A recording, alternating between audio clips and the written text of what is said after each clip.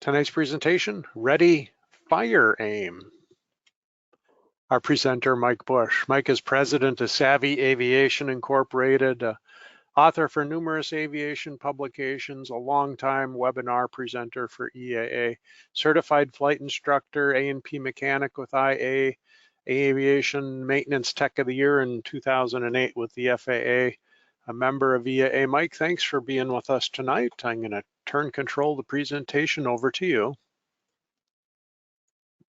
Okay, let's see if I can grab it. Good evening, everybody.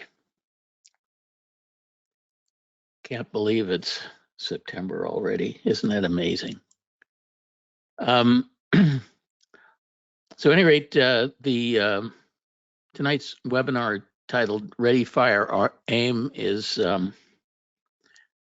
about the importance of doing things in the right order. You'll kind of get the drift as we proceed.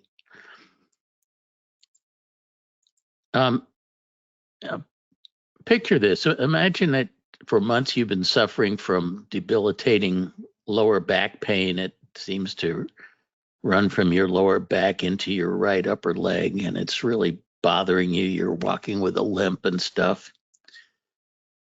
So you go to your primary care doc, who refers you to an orthopedic surgeon. The surgeon asks you a lot of questions, asks you about your symptoms, asks you to walk up and down the hall as he watches you limp, and ultimately schedules you for a lumbar fusion at the L4 level, L5 level. It's pretty significant operation, although nowadays they are doing it less invasively than they used to, but it's a pretty big deal. It involves fusing the two vertebrae with titanium plates and screws and stuff. So after this fairly significant spinal surgery, you endure a difficult 4-month recovery period, at the end of which you conclude that your back and leg pain is no better than it was before the surgery. So you go back to have a follow-up with your surgeon to voice your displeasure with the outcome of this major surgery that he did on you.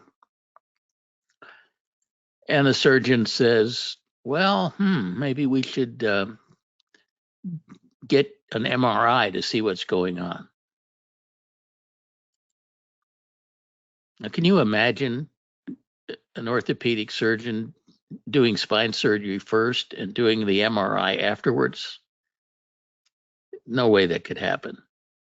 And yet I see this sort of exact same scenario happening all the time with aircraft maintenance. And the consequences are equally disappointing. A few months ago, I did a webinar. Some of you may have participated in it. I think it was titled Distrust and Verify. And one of the stories I told during that webinar was a story of a Bonanza F-33A owner who took his airplane to his mechanic, reported that the engine was running rough and that the engine monitor was flashing on cylinder number 6. He didn't quite say what the flashing meant, but it was flashing on cylinder number 6. The mechanic proceeded to change the spark plugs, to clean the fuel nozzles, to clean the fuel screen. He performed a compression check, which turned out to be fine. Ran up the airplane, and he was still having the same problem. So he went back into the maintenance hangar. The mechanic then took the rocker cover off of cylinder number 6, removed the rocker shaft and the rocker and the valve springs, and checked the valve guides and that to see if the valve was sloppy in the guide. He checked the lifters to make sure the lifters were pumping up. He still couldn't find anything wrong. So finally, out of ideas, this mechanic emailed me and asked me whether I had any suggestions. Of course, I did. I suggested that he dump the engine monitor data. This airplane had a very nice JPI EDM 830, I think it was, that had been capturing data every second on this engine, including the times when it was running rough. So I suggested that he dump the engine monitor data so we could analyze it and see what's going on. That was sort of the equivalent of the MRI. And you know, we do this for thousands and thousands of airplanes, but you know, do you suppose it might have been better if the mechanic had dumped and had the engine monitor data analyzed before he started taking things apart on the airplane? I think that would have been a much better outcome for the aircraft owner.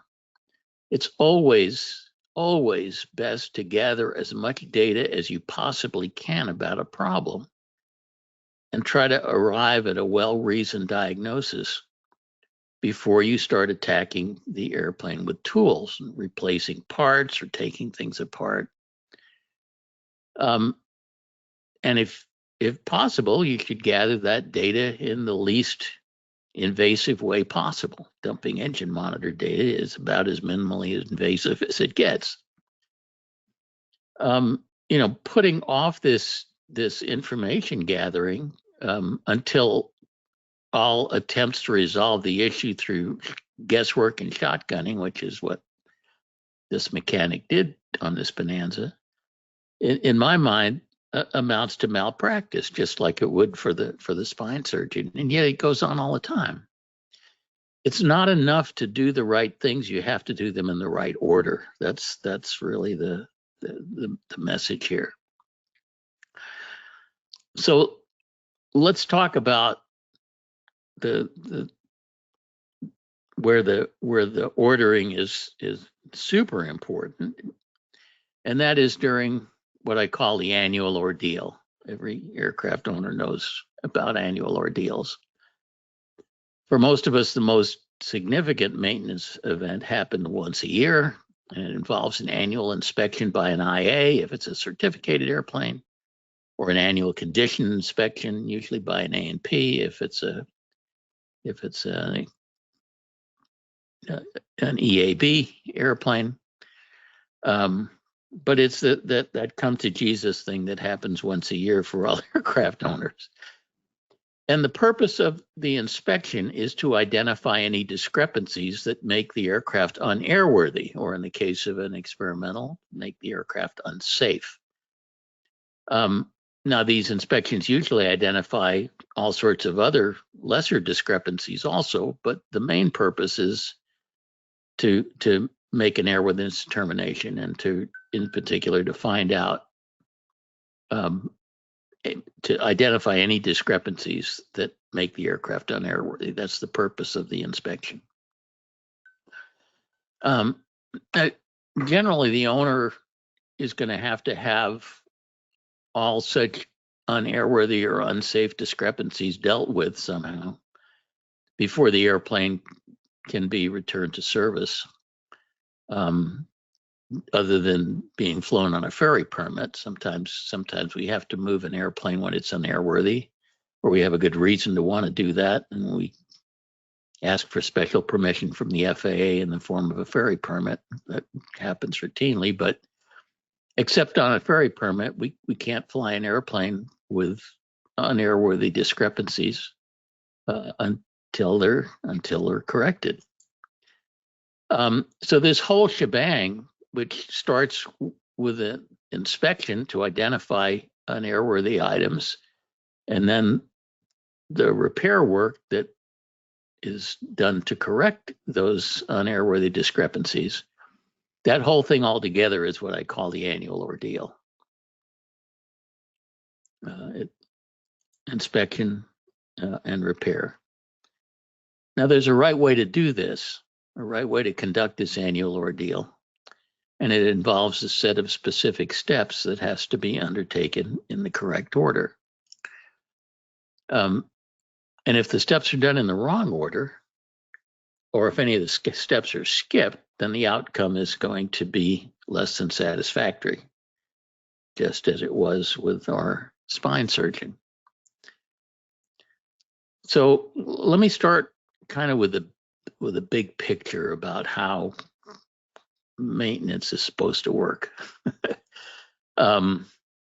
These next couple of slides are excerpts that I've taken out of a presentation that I'm doing, an IA renewal course that we're developing.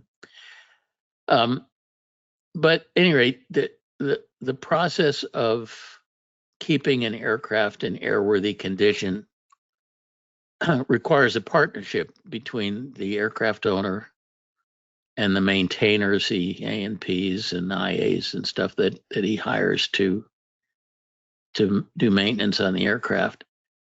It requires a partnership because under the regs, the aircraft owner is the person who is responsible for keeping the aircraft in airworthy condition. But unless the aircraft owner happens to be an IA, he's not authorized to do the things that are required to either determine the airworthiness of the airplane or to correct any discrepancies that make the aircraft unairworthy. So he has to hire a shop or mechanic to help him carry out his responsibility for keeping the aircraft airworthy. So that's the nature of the partnership that's required here. And I always like to think about this with a building industries analogy. And think of the role of the aircraft owner as being that of a general contractor, and the role of the maintainers as being the subcontractors that the general contractors hires to do specific work. The owner, as a general contractor, is the guy who makes the decisions and the guy who pays the bills. And the maintainers are the people who he hires to carry out his decisions. So what decisions are owners supposed to make? Well, they're supposed to decide what maintenance to do, when to do it, and they're also required to keep records of all the maintenance that is done on their airplanes. They're the keepers of maintenance records. And all of that stuff is covered under the regs. The maintainers, their responsibility is to do the work that the owner asks for properly, to do the inspections that the owner asks for thoroughly and meticulously, and to memorialize all of the work that they do, both inspections and repairs and alterations and so on, to memorialize everything in the form of maintenance records, which are given to the aircraft owner to keep. So that's basically how the responsibility tree works in aircraft maintenance. And this is all covered in the regs. The owner's responsibilities are largely covered in Part 91, Subpart E, which is the 91-400 series of regulations. And the maintainer's responsibilities are covered in Part 43, which contains all of the rules about how maintenance must be performed and how it must be recorded and who's allowed to do it and all that stuff. And in Part 65, which covers privileges and limitations for mechanics and for IAs, what they're allowed to do and what they're not allowed to do. So anyway, this is the essential partnership, and as long as owners and mechanics understand their roles and understand their regulatory responsibilities, everything usually works out okay. When they don't, when for example, mechanics start making decisions that owners should be making, or owners abdicate their responsibility to make decisions, then bad things happen. Well, owners get mad, disputes happen, sometimes lawyers get involved. But as long as owners and mechanics both understand their roles and stay in their lanes, usually the relationship works out pretty well. So getting back to the annual ordeal, there's only one right way to conduct an annual ordeal, and that is with these three sequential steps: inspect, approve, and repair, which we'll go into. But basically, the maintainer is responsible for doing an inspection. The owner is responsible for approving the certain repairs to correct discrepancies. And then the maintainer is responsible for making the repairs that the owner has approved. So step one is the inspection part. It has to be requested by the owner, and it's usually performed by an IA if it's a certificated aircraft, or can be performed by an A&P if it's experimental. And it's typically done at an agreed to flat rate. So there's an agreement before the inspection starts what it's going to cost. Keeping in mind that that's purely for the inspection, not for repair of any discrepancies that the inspection turns out. But the inspection cost is normally done on a flat rate basis that's agreed to in advance. So at any rate, the inspection is purely an inspection. Its purpose is not to make the aircraft airworthy. Its purpose is only to identify discrepancies that make it unairworthy. And it's very important to keep that in mind. The inspection is only to identify discrepancies, not to fix anything. An annual inspection should be a minimally invasive visual inspection. We don't take things apart other than the normal opening up process necessary to be able to visually inspect all the things that need to be visually inspected. So, I mean, typically we take off cowlings, fairings, inspection plates. We remove seats, pull up carpets, floorboards, and stuff, so that the guts of the airplane can be visually inspected. But it's basically a minimally invasive visual inspection is the way to think about an annual. And it does not include repairing anything. It's just a detailed look-see. It has to be done using a checklist.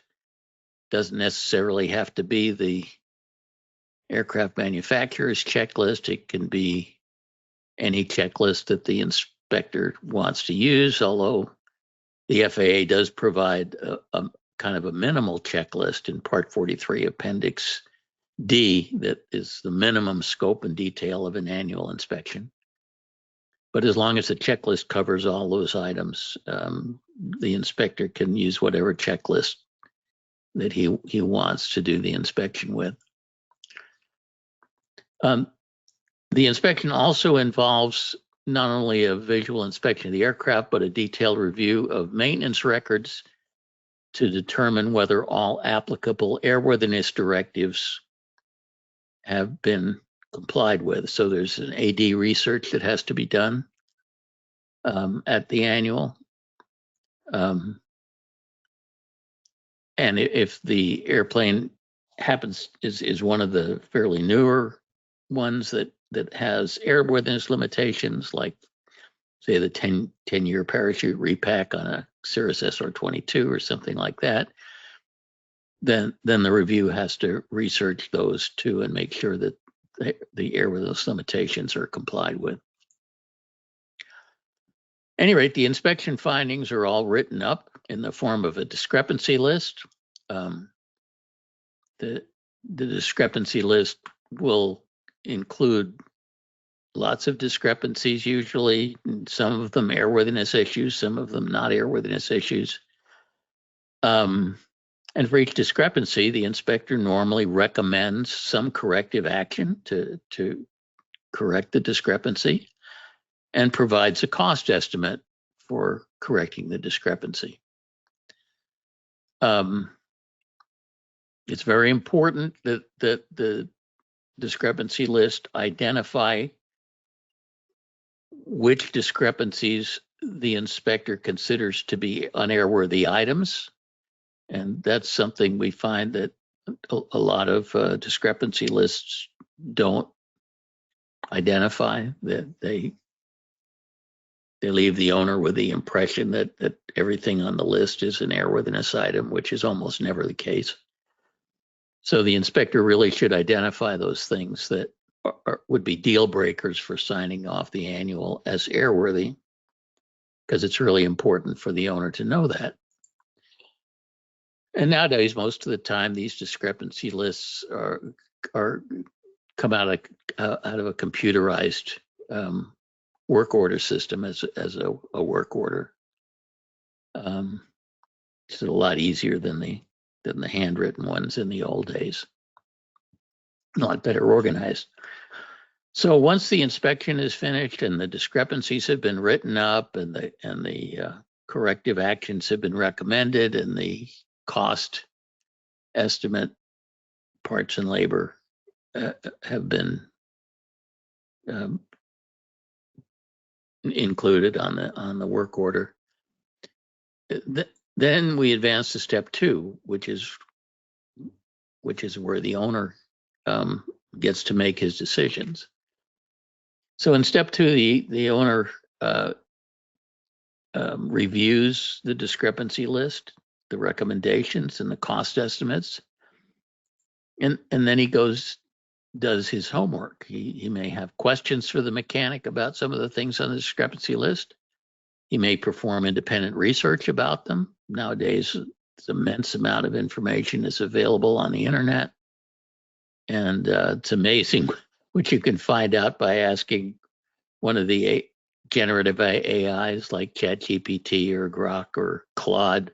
I'm doing that just constantly now. It's such an incredible research tool. He may seek advice, outside advice, maybe advice from a type club or something. He seek second opinions, just as you might if you were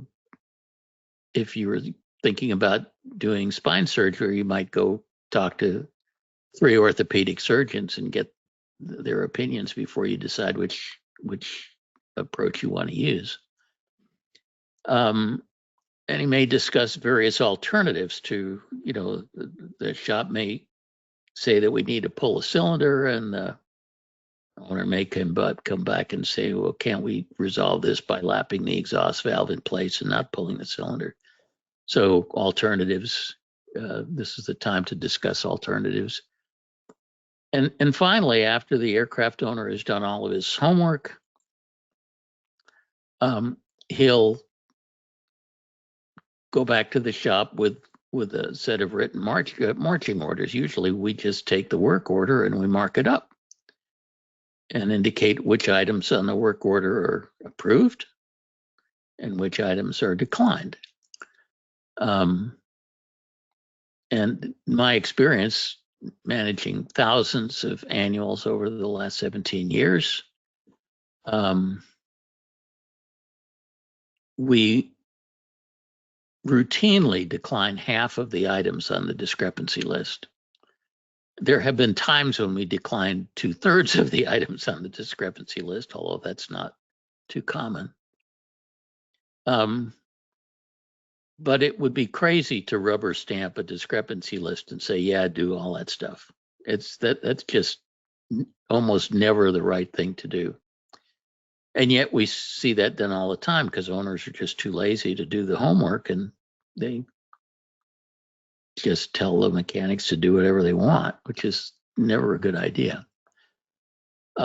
There are a number of common reasons that an owner would decline to do a recommended corrective action. One of the biggies is something that is due, DUE, but it's still working fine. Like the propeller is 6 years since the last overhaul, and it's due, according to Hartzell, for an overhaul. But the prop's working just fine, and there's no reason to do it. And, Part 91 GA operators aren't required to observe manufacturers' TBOs, and usually it's a good idea to ignore them. Another category would be a discrepancy of something that the owner considers acceptable and not worth fixing. One example was we had a shop write up a crack in a wheel fairing on a Cirrus SR22. And the owner said, yeah, that crack's been there for years. We strop tilted at both ends. It's not growing. It's minor cosmetic issue, but I don't mind. So I'm going to leave it the way it is. That's a perfectly good reason for declining a recommended correction.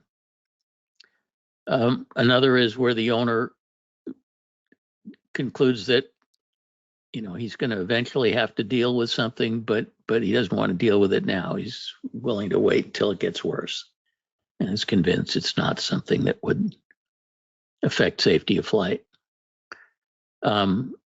Frequently, we'll say, yeah, we want to, not the thing that you recommended, other thing that will solve the problem and be less costly, less risky, less invasive, less downtime, whatever it is. And the perfect example would be that I don't want to pull that cylinder because of low compression. I want to lap the valve in place and see if that solves the problem. And finally, from time to time, a discrepancy will be determined where the owner wants to fix it, but he doesn't want to have it fixed at the shop that did the inspection. Let's say it requires some fairly extensive sheet metal work, so he wants to take it to a sheet metal specialist. And that's perfectly legitimate to say, yeah, I want to fix that, but I don't want you to do it. I want you to sign off the annual of the discrepancy, and will help me get a ferry permit, and I'll take it somewhere else to get it fixed. That's a perfectly legitimate thing to do. So that's the kind of thing that the owner should do during the approval part of the process.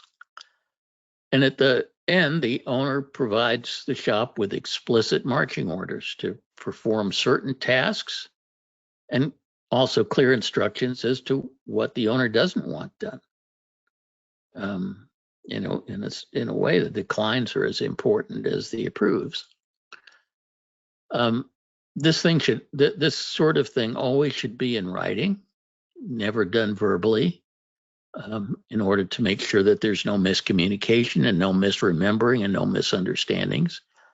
And when I say do it in writing, email is fine, text is fine, but don't do it over the phone, because you can get into a he said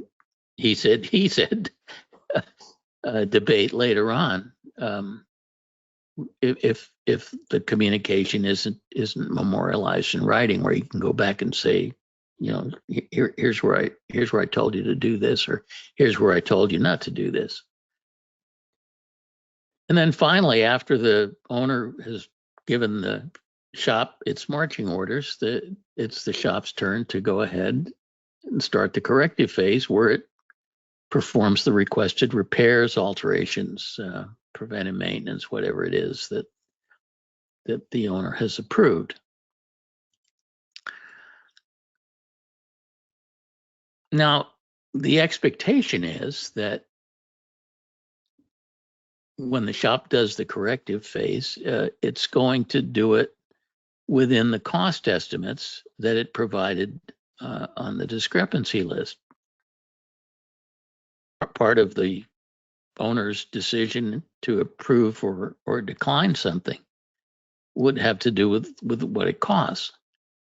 And should the shop run into unanticipated difficulties or contingencies, and that happens from time to time, that would make it impossible for them to do the work within the cost estimate, and it's going to be significantly more work than was expected. Then it's the shop's obligation to stop work, go back to the owner, give him an explanation for why this thing is going to cost more than it was originally estimated, provide him with a revised estimate, and ask the owner to give an approval of the revised estimate before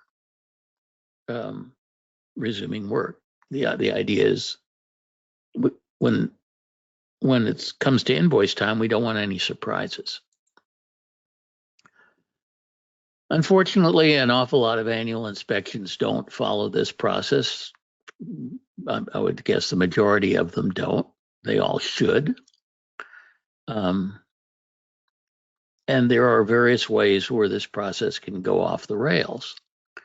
One of the most common things is to see step 2 and step 3 reversed. The shop does the inspection, fixes everything that it finds wrong, and then provides the owner with a discrepancy list of stuff that has already been done, which is basically called an invoice. And in this case, the shop is under the impression, or it makes the assumption, that it's authorized to correct anything that it finds wrong. That's very bad when that happens. We see that happen a lot with mechanics who come from a military background, because in the military, you know, the mechanic pretty much owns the airplane when it's in the shop and is the guy who can do whatever he wants. But in the world of civilian aviation, particularly general aviation, it doesn't work that way. It's the owner who gets to decide what to do and what not to do, not the mechanic, or at least it should be. But we see a lot of mechanics that just figure it's okay to do work because the mechanic considers it necessary without consulting the owner, and that's pretty bad.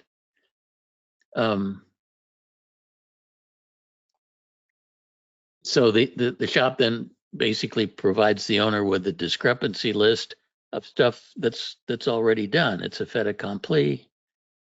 He's basically getting an invoice. He doesn't have a chance to make any decisions. The shop's made the decisions for him. And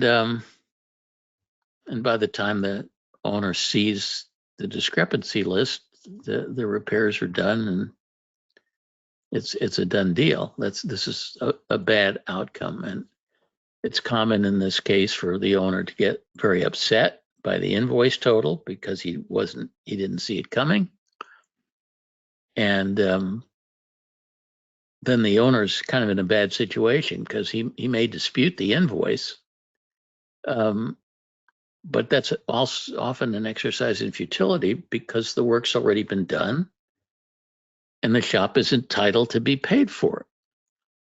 And if the owner balks on paying this invoice because work was done that he didn't want done, that he wouldn't have approved had he known about it, then the shop is within its rights to hold the airplane hostage.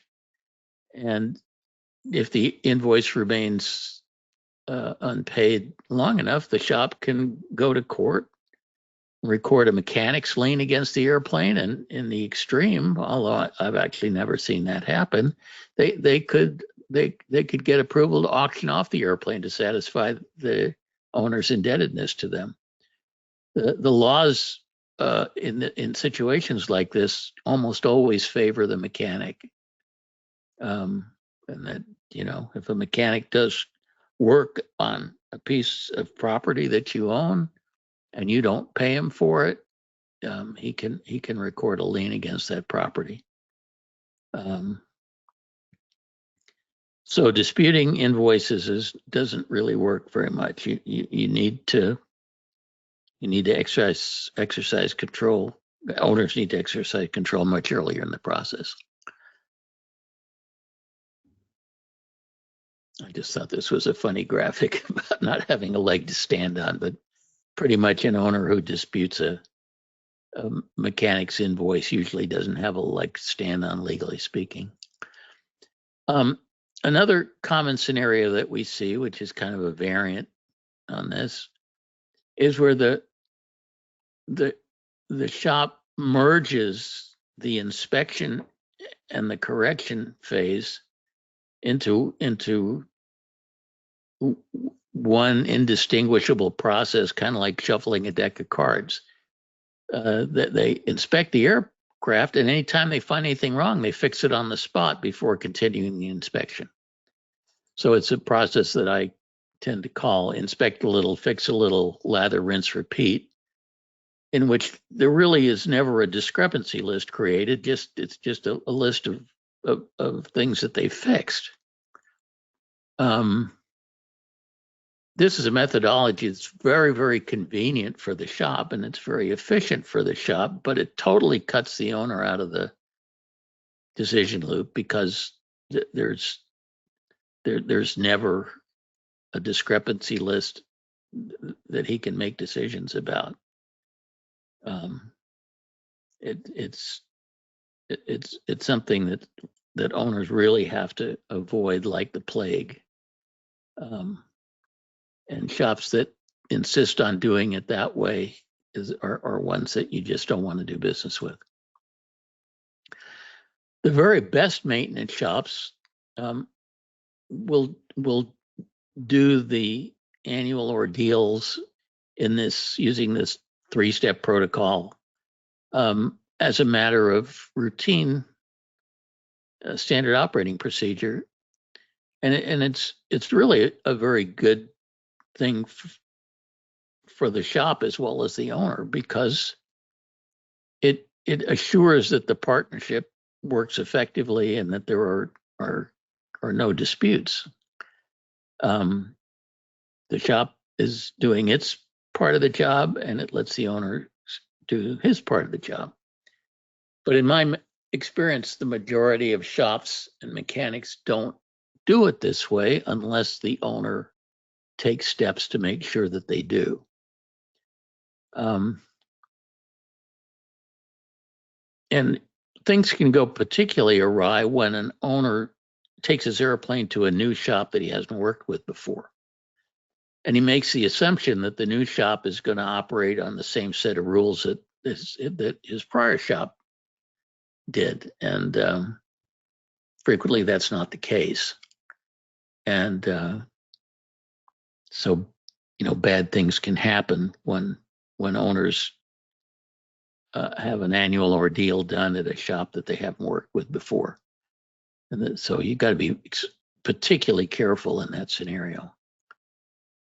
I've even seen cases where an owner has used the same shop for years and years and years, has been very, very happy with them, no surprises, until one year when the shop gives them a gigantic invoice that he didn't see coming.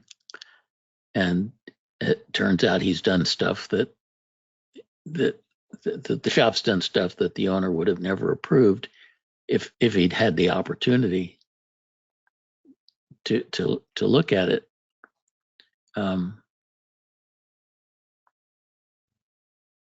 I remember we had one case where an owner brought an airplane into a shop because he wanted the injector cleaned, and the shop wound up removing the engine from the airplane, putting it on a pallet, and was about to send it out for an overhaul.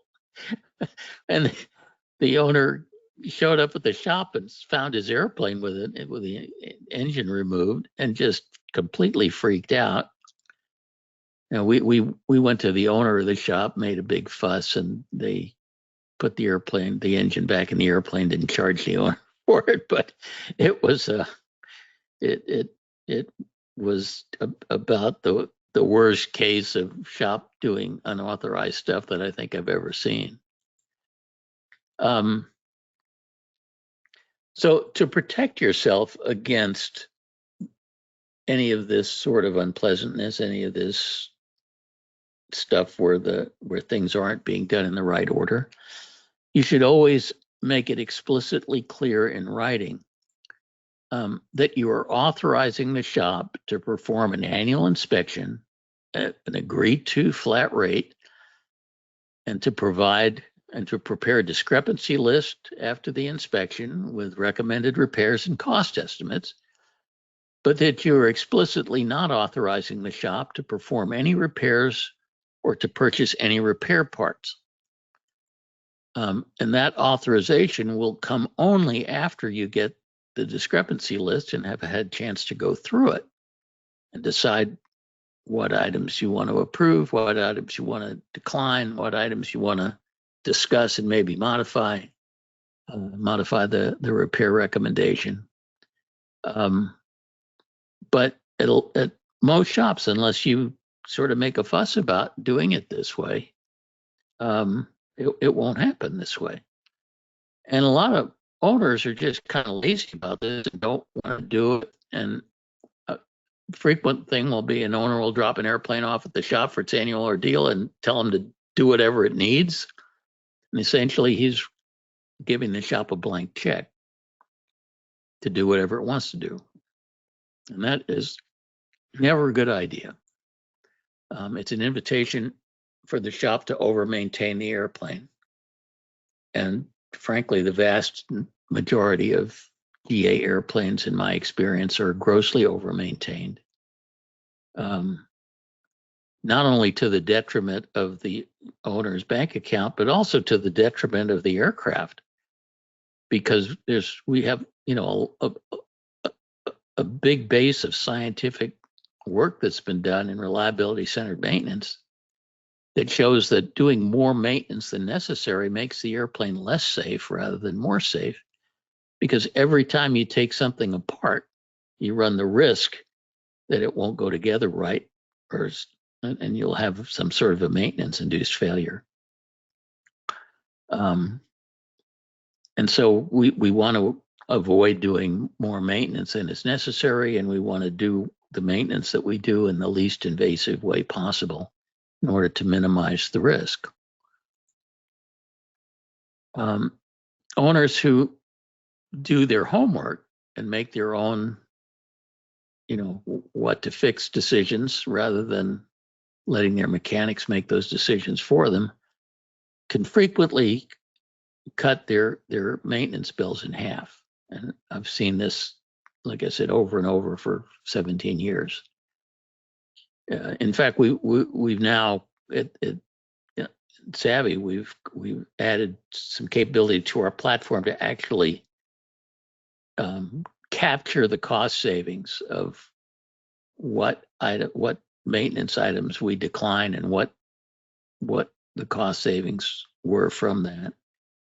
And in some cases it's really eye-opening, but I'm sure we've saved our clients tens of millions of dollars over the years, simply by saying no to maintenance that isn't necessary.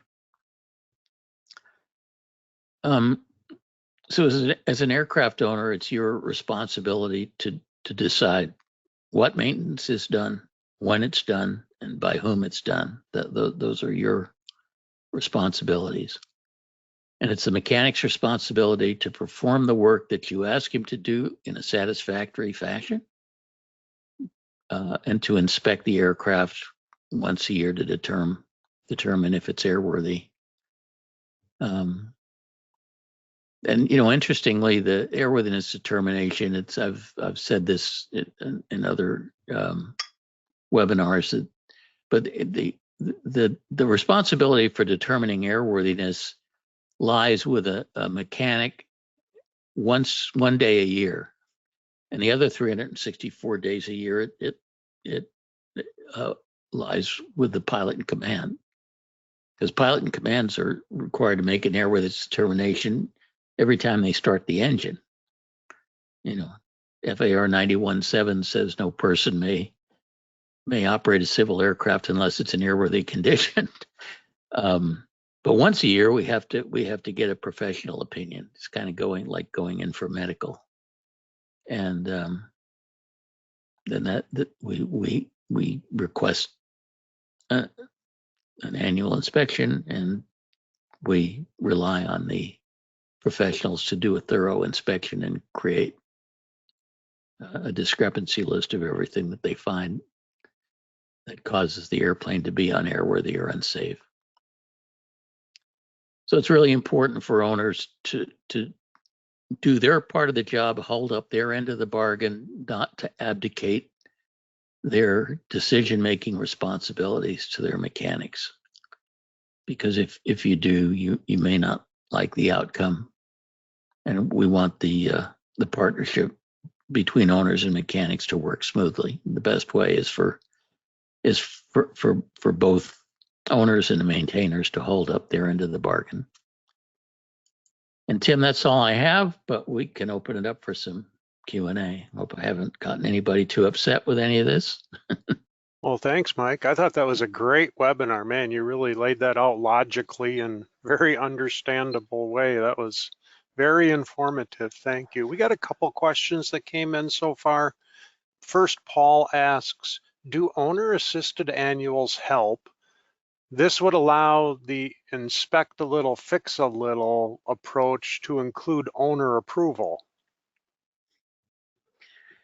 Well, let's see. How should I answer that? I'm a huge fan of owner-assisted annuals. In fact, I think every aircraft owner should do at least one owner-assisted annual on any airplane that they own, because there is nothing that will be as profound a learning experience with regard to the aircraft and its systems and its condition as doing an owner-assisted annual. So I'm a big fan of that. And you're right. When you do an owner-assisted annual, you may not be able to be there all the time, but the time you absolutely have to be there is when the inspection part of the inspection is being done. And I always recommend that owners offer to hold the clipboard and write down the discrepancies as the inspector is finding them, so that they're deeply participatory in the process. And if you're there throughout the inspection, you can certainly make fix or defer decisions on the spot as you go. Although sometimes you don't want to do that. Sometimes you want to take the time to research something, especially if it's something expensive or something invasive. You may want to get second opinions. You may want to, do a lot of Googling or talk to ChatGPT or something and do some research before you make a decision as to what to do. But a lot of fix and defer decisions you can do right on the spot, like, oh yeah, I know about that crack in the fairing. It's been stable for 3 years. Let's just leave it alone. That's the sort of thing that could be done right on the spot during the. But anyway, I'm a huge fan of owner-assisted annuals, and and not all mechanics are big fans, because usually it slows them down. And there's the old funny sign that says that the shop rate is $95 an hour, but it's $110 an hour if you watch and $125 if you help. But it's a phenomenal a learning experience for owners. Now, a lot of shops don't allow owner assisted annuals. and they'll give some cock and bull story about how their insurance doesn't cover it or something. But the real reason is that it slows them down, and they would rather not do it. But if you can find a shopper mechanic that's willing to let you do an owner assisted annual, it's a great idea. Gary was wondering, is there a good source to search for ADs? He says the FAA site doesn't seem to be the best, as it has current historical searching for Cessna aircraft, could involve Cessna, Textron, etc. Kind of clunky. Well, there are a bunch of research services. Some are very, very expensive. There are some that are reasonably priced. I'm sort of blocking on it right now, but there are some AD research services that are priced, inexpensively enough that it would be reasonable for an owner to subscribe to it. But it's really the IA's responsibility to do that research, and he's probably subscribed to some pricey service. So if you have a decent relationship with your IA, you can ask him to. He has to do their AD research anyway in order to do the annual inspection. The IA is obligated under the regulations to ensure that the airplane meets all applicable airworthiness requirements, including compliance with all applicable airworthiness directives and airworthiness limitations. So the IA is obligated to do the research. But there are some fairly inexpensive services for an owner who wants to be able to independently research ADs. And you're right, it's a little hard to find stuff on the FAA site. Neil wonders, Neil wonders, do you think it's better for owners to take the aircraft for the annual inspection prior to its due date? That way they can still fly it elsewhere if they don't like to deal with that FBO. Well, it sounds to me like there's a misconception there. That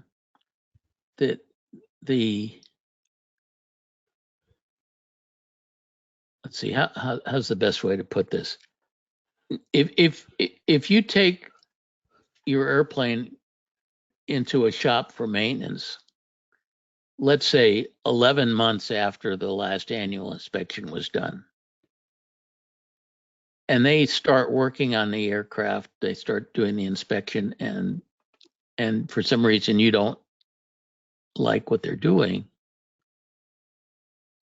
you can't just go fly the airplane somewhere else, because once they start the inspection, the airplane is grounded until they approve it for return to service, or unless you get a ferry permit. The basic rule is that any act of maintenance, including inspections, and inspection is maintenance, but any act of maintenance grounds an airplane. And it requires a signature by an authorized person to unground it. Now, who the authorized person is depends on what maintenance grounded it. If it was an oil change that the owner did, then the owner's signature is what ungrounds it. He has to make a logbook entry. If it's something that a mechanic is doing, then the mechanic has to authorize the approval for return to service. And if it's an annual inspection, it has to be an IA who does that approval. But any active maintenance, including starting an inspection, grounds the aircraft, and it requires a signature to approve it for return to service. So it doesn't really help, taking the airplane in 11 months after the last annual. It really doesn't make any difference. Ross says a sensible and busy mechanic may reasonably fear that the prescribed ready, aim, fire approach could reduce their shop throughput. For example, after sending a discrepancy list to an owner, the owner may be slow to respond and comment, leaving a bay in the shop tied up. What recommendations do you have to avoid this potential issue? Well, first of all, you're 100% correct that the three-step process does slow things down somewhat. And it's kind of supposed to. But consider the fact that if you take your car into a shop, I think in any state of the union, the shop is required by state law to do the three-step approach. That is, they can't lift a screwdriver on your car until they give you a work order that lists all the work that they want to do, with an estimate of what each item is going to cost, and get your signature on the work order approving all of that stuff. Now, unfortunately, most of those laws that are there to protect motorists don't apply to airplanes. Somehow the state legislatures figure that motorists require protection, but aircraft owners are on their own. And that's probably because most legislators are motorists themselves, but they aren't aircraft owners. But in any case, if this approach is good enough for cars, it sure as heck ought to be good enough for airplanes that are where the bills are, 10 or 20 times as much. So yeah, it does slow the process down. And like I said, from a shop standpoint, the most efficient thing to do is to fix a little, repair a little, lather, rinse, repeat. But that cuts the owner completely out of the decision loop, and that's not the way it's supposed to work. In civil aviation, the mechanic doesn't own the airplane, and the mechanic isn't paying the bills. And it's just not reasonable that the mechanic should have a blank check to do whatever he wants on the airplane. So at any rate, that's I know there are mechanics that disagree with me about that, and there are shops that we avoid working with because they're intractable in that regard. The shop that took the engine out of the airplane without approval is one of them, by the way. But look, I'm sort of in an interesting position because I have one foot in airplane ownership and another foot in maintenance, and so I sort of see both sides of the issue. And I'm protective of mechanics, but I'm also protective of aircraft owners. Mm-hmm. As you were talking, I was thinking to myself, would it be reasonable for the shop, the mechanic and the shop and the IA, to have in the contract that they make with the aircraft owner at the time of agreeing to do the annual to say, when we provide you the discrepancy list, you must give us a disposition of each of those discrepancies within a X period of time, whatever that be, 24 hours, 48 hours, 36, whatever is appropriate. I think that would be completely reasonable, Tim. And I would suggest maybe something like 48 hours would be a reasonable thing, because the owner needs to, well, probably not 48 hours, probably more like 2 business days, because the owner needs to do research and he may not be able to do it over the weekend. Yeah. But and there are some times when like really fast decisions have to be made. The airplane's on jacks and we need a decision now. Yeah. And owners need to be respectful of that. But after an annual inspection, especially if there's a discrepancy list with 45 items on it, the owner needs to have at least a reasonable time to be able to go over that stuff and figure out what he wants to do. But I do think it would be perfectly reasonable to set a time limit for owners. And I mean, we usually try to turn those things around within 24 hours if we can. Almost maybe say something like discrepancy list, disposition as soon as possible or no later than 48 hours, for example. That way it tells them, hey, we want this information, as soon as we can get it, but yeah, no later. The airplane is tying up some precious real estate in the hangar, and it's probably in pieces with lots of cowlings and fairings and stuff removed, and so it's not easy to move out of the hangar to make space for somebody else. So I think it's perfectly reasonable to have a time limit. Most owners would like to get this process over with quickly too, because they want to be able to fly their airplane.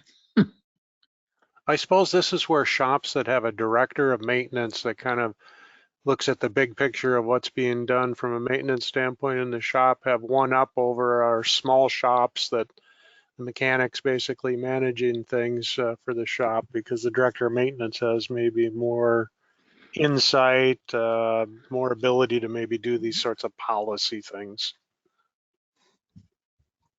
It depends on the director of maintenance, Tim. Oh, they're all different? Yeah, they're all different. Okay, all right. Hey, Michael wonders, some aircraft makes have specific work, example, wheel bearing repack, etc., that is mandated. These can confound the clean two-step process of inspect then remediate. How can owners manage the work that is mandatory and prevent it from spinning out of control? Well, first of all, I would love to see what aircraft has mandated wheel bearing repack. Our maintenance manuals are chock full of stuff that the manufacturer says you're supposed to do. I think for my Cessna 310, there's like 250 items enumerated in Chapter 5. And none of that stuff is compulsory. Anything in a maintenance manual is a suggestion, not a requirement, unless it is in an airworthiness limitation section, which is usually Chapter 4 of the maintenance manual. Most airplanes don't have any airworthiness limitations. Only the ones that were first certificated from about 1990 on do. Like, for example, the Cirrus SR-22 has a small airworthiness limitation section that covers things like the 10-year parachute repack and rocket replacement, and a couple of other things that involve pyrotechnics. And those things are mandatory. They're if airworthiness limitation is just like an AD. It's non-negotiable, has to be done. But almost everything else in a maintenance manual or is optional. The manufacturer may call it mandatory, but that doesn't make it mandatory. Manufacturers don't have the right to say what's mandatory. And that also applies for instructions for continued airworthiness. ICA is, think of it as a maintenance manual for an STC. So if you put a Garmin autopilot in your airplane, it probably comes with instructions for continued airworthiness. But the rules for ICAs are the same as the rules for maintenance manuals. If it has an airworthiness limitation section, then you have to do what's in the airworthiness limitation section. Most ICAs don't have airworthiness limitation sections, but some do. But everything else in the ICA is at the owner's discretion. He doesn't have to do it. And if a shop is left to its own devices, it's always going to do all the stuff that the manufacturer calls for, because if it doesn't and something bad happens, then the shop, is going to have to explain why he didn't do it. That's why shops should never be in a position of having to make those decisions. Those are decisions that owners are supposed to make. And when the owner gives the shop a work order that says, I approve these items and I decline these other items, that's the shop's get out of jail free card. Nobody can ask them, why didn't you do item X? Because they have this work order from marked up from the owner that says, don't do that. And a shop can't do something that an owner says don't do. It's not their airplane, it's the owner's airplane.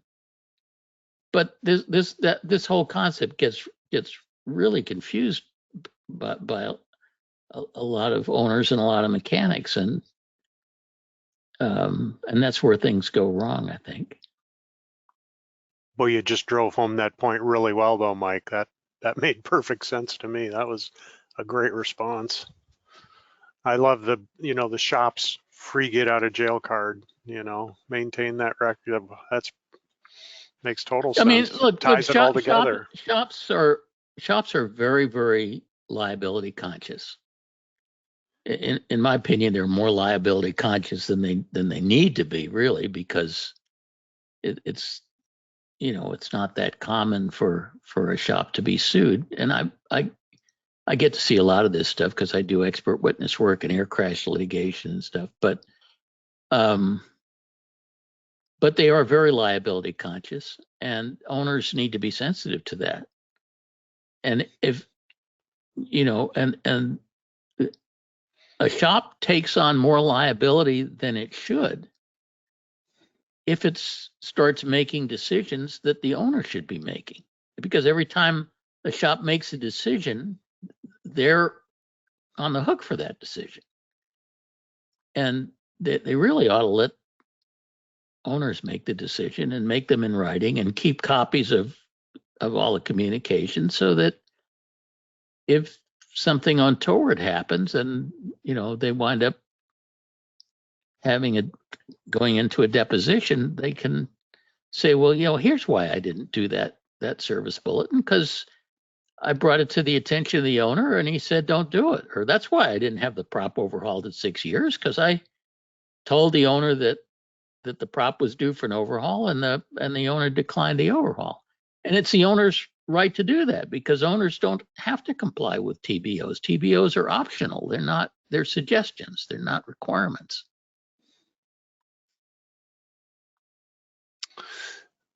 So let's see here. That feeds into Ron's question. How do manufacturers determine the time for overhaul, and can the owner extend the time between overhaul by a good margin by using good preventive maintenance? Well, first of all, manufacturers never tell you how they determine their TBOs. But I can tell you that if you're the manufacturer and you're setting a TBO for your engine or propeller or whatever it is, you need to set a TBO that works for every airplane in the fleet, including all of the worst case airplanes. So you're going to set a TBO that's extremely conservative. And, let's take the 6-year TBO on most Hartzell propellers. That's it. And I actually had a nice long chat with the head of reliability stuff at Hartzell, but that was supposed to be off the record. But at any rate, that 6-year overhaul TBO that Hartzell says is mandatory, but really isn't mandatory, is probably appropriate for an airplane that's tied down outside in South Florida, because it's like the worst case airplane. Because I mean, why does anybody put a TBO on for calendar time, whether it's an engine or a propeller? It's because they're concerned about corrosion, right? And deterioration of like O-rings and stuff. So, that 6-year overhaul recommendation, or what they call mandatory, but it isn't, is probably appropriate for that, Cessna 182 that's tied down in Florida. But it would be absurd for that 182, if it was based in Denver, to overhaul the prop at 6 years. I mean, the props on my airplane haven't been overhauled for 20 years, and they're working fine. Thank you very much. And I've been reading NTSB accident reports. I'm sort of an accident report junkie, and I've been reading these things for, I don't know, decades. And I have never, ever once seen an aircraft accident caused by a propeller being too high time. I've seen them happen with very low time propellers where the shop screwed up an overhaul. I've seen propellers depart the airplane, but that's not the propeller's fault. That's the fault of the guy who didn't torque the attach bolts right when he installed the prop. But there's no reason in the world that a propeller that is on an airplane that's in an area of low to moderate corrosion risk and lives in its life in a hangar should get overhauled every 6 years. And the FAA, in its infinite wisdom, says we don't have to do that. Just because the manufacturer says we have to doesn't mean we have to. But mechanics are always going to do that if they're left to their own devices, because they're concerned about their liability. So that's why owners can't just tell the shop, do whatever you think is necessary, because they'll do way, way more than what is really necessary. Owners have to be active, really proactive in this process. And they have to be the decision makers. They are the general contractor, and they need to take that job seriously. And a lot of owners don't. Peter wonders, is there a good resource for searching for good and ethical A&PIA facilities? Oh, that's really hard. That's really hard. My company keeps a very extensive database of our experiences with all of the hundreds and hundreds of shops we work with. And we actually have a map that we can bring up that shows where shops are located and identifies the good shops with a green icon and the terrible shops with a red icon. But we can't make that public, because we never know when we're going to have to work with a red shop because the airplane landed gear up and they're the only guys on the field or something. So we can't afford to make the shops upset with us by saying that we think they're a red shop and not a green shop. Oh, there are yellow shops too, by the way. But so it's really hard for an aircraft owner to I think maybe the best resource is our type club websites, where like the COPA website or the Cessna Pilots Association website, where owners can exchange their experiences with various shops and so on. But it's difficult. Mm-hmm. Gary wonders, if there's no discrepancies, can an A&P do the routine work associated with an annual, sign off in the logbooks, and then the IA sign off that they inspected the aircraft and found it to be in an airworthy condition?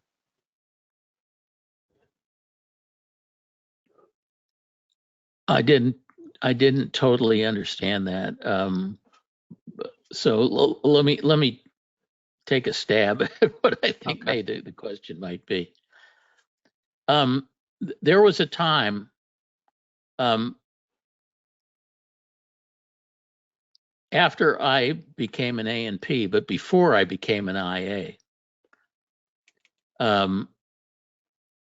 there was a 3-year period, because you have to be an A&P for at least 3 years before you can take the test to become an IA.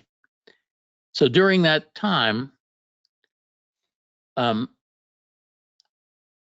I would inspect my airplane as an A&P, and I would sign off my inspection as a 100-hour inspection. And then I would ask the IA to come in and sign off the annual inspection, which I didn't have the privilege of doing. And I don't know if that answers the question or not, but that's a perfectly legitimate thing to do. But an IA can't delegate. If an IA signs off an inspection, he has to actually have done the inspection personally. That's the one. Most kinds of maintenance can be delegated. The requirement for a repair is that it either be done by an A&P or supervised by an A&P, and that's the way a lot of owners get to do lots of work on the airplane under A&P supervision. And they do the work, but the A&P signs the logbook entry approving the aircraft return to service. But you're not allowed to do that for an inspection. Inspections, the inspector has to do it personally. The only exception to that is something called a progressive inspection, which I won't get into because it probably doesn't apply to most of the people who are on this webinar. But the basic rule is you can't delegate an inspection. All right. Well, hey, great presentation, Mike. Thank you so much. Looks like we had almost 600 people logged in tonight. Why don't you take a moment and share closing thoughts with us? I wonder how many of those 600 people are angry at me now. Hopefully not too many. I kind of get worked up about some of this stuff. I'm sorry. It's good information, Mike. I thought you did a great job. Good information. Well, thank you, Tim. Anyway, if for those of you who would like to be on my email list, we send out a monthly newsletter, and when exciting things happen in the maintenance world, we usually send out special emails also. But if you're not on the mailing list, like to get on there, the easiest way to do it if you're in North America is to text the word SAVVY, SAVVY, to 33777. And your smartphone will ask you for your name and email address and add you to our mailing list. And if you're not in North America, you can, that probably won't work, but you can go to the savvyaviation.com website, and there's a link up at the top of the homepage for doing it. Or if you hang around for Tim's post-webinar survey, which I hope you do, there's a box you can check on the post-webinar survey to get yourself added to our email list. I've got 4 books that I've written on the subject of aircraft maintenance, and they're all available in the EAA bookstore, at Aircraft Spruce, on Amazon, and they're all also available in audiobook versions for those of you who like to listen in the car and stuff like that.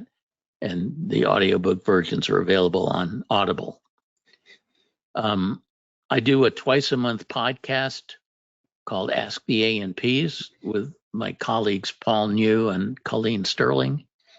It's a AOPA produced podcast that comes out twice a month on the 1st and 15th. It's a call-in show where owners and sometimes mechanics come to us with their most intractable problems, and we try to solve them and have a lot of fun in the process. So if you have an intractable problem that you would like to participate in the podcast, please email podcasts@aopa.org, and our wonderful producer Ian Twombly will schedule you to be on one of our podcast recording sessions, and we'd love to have you participate. And finally, the next 3 webinars that I do on the first Wednesday of each month. October webinar is called Borescope Meets AI, and it will tell you about a project that we've been working on to get an AI discriminator to look at borescope images, in particular exhaust valves, and determine whether they're healthy or not. And it's a work in process, but I'll fill you in on what we're doing and how we're doing. It's actually getting to be pretty impressive, and I think it won't be long before it will actually do a better job than our human analysts. So it's really exciting working with stuff like that. November webinar is called Changing the Oil, and we're going to get into a lot of the stuff about oil and oil changes and why we have to change it so often and what kind of oils we should use and additives and all of that stuff. So that should be an interesting session. And finally, the December webinar, last webinar of 2025, is a really interesting one. It's called Quantifying Maintenance Risk. And it talk about a paper that was written, fascinating scholarly paper that was written by a couple of guys who decided that they would analyze, I think it was 10 or 12 years of NTSB accident data to try to figure out how many air crashes and incidents that are of sufficient magnitude to get the NTSB involved. How many of those things occur because of maintenance-induced failures, and what the increased risk of flying an airplane right after maintenance compared to, say, flying an airplane 10 hours after maintenance or 20 hours after maintenance. And it came up with some really interesting results, and I'm going to share those with you, try to translate it into English because the paper is pretty deep. But that's what we're going to be talking about in December. And that is all I have tonight, Tim. All right, Mike, great job. Many people are saying, hey, Mike, I'm not angry. Great job. Thank you so much. Excellent presentation. Great show. So all good. Yeah.